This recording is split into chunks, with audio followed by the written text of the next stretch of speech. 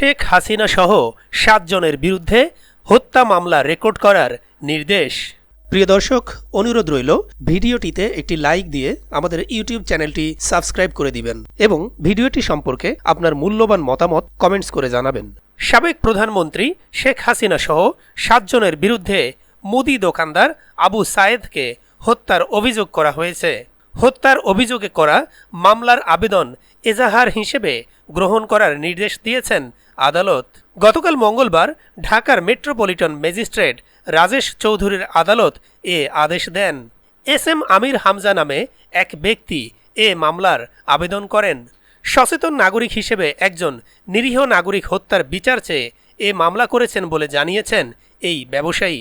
আবেদনে মামলার অপর আসামিরা হলেন সাবেক সড়ক পরিবহন ও সেতুমন্ত্রী ওবায়দুল কাদের, সাবেক স্বরাষ্ট্রমন্ত্রী আসাদুজ্জামান খান কামাল, সাবেক IGP Chowdhury Abdullah Al Mamun, DMP commissioner Habibur Rahman, অতিরিক্ত আইজিপি হারুনুর রশিদ ও অতিরিক্ত যুগ্ম পুলিশ কমিশনার বিপ্লব কুমার।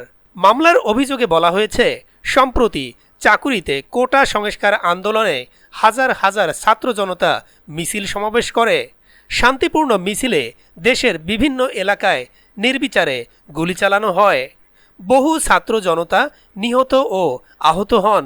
১৯ জুলাই মোহাম্মদপুরে বছিলার ৪০ ফিট এলাকায় ছাত্র জনতা শান্তিপূর্ণ মিছিল সমাবেশ করছিল।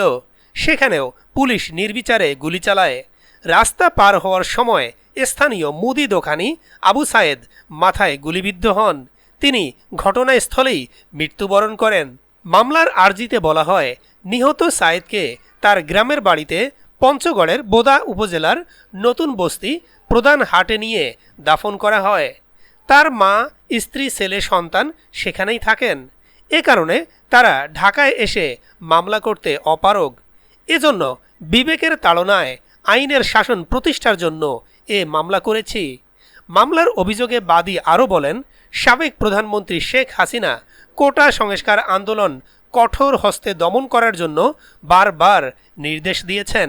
ওবায়দুল কাদের ও আসাদুজ্জামান খান কামালের নির্দেশে পুলিশের আইজিপি এবং ঊর্ধ্বতন কর্মকর্তারা অধীন পুলিশদের নির্দেশ দিয়ে মিছিলে গুলি চালায়। পরস্পর যোগ সাজশে আসামিরা হত্যাকাণ্ড ঘটিয়েছে, কাজেই এর বিচার হওয়া প্রয়োজন। গত ৫ই আগস্ট শেখ হাসিনা প্রধানমন্ত্রীর দায়িত্ব থেকে পদত্যাগ করার পর এই প্রথম তার বিরুদ্ধে কোনো মামলা দায়ের করা হলো।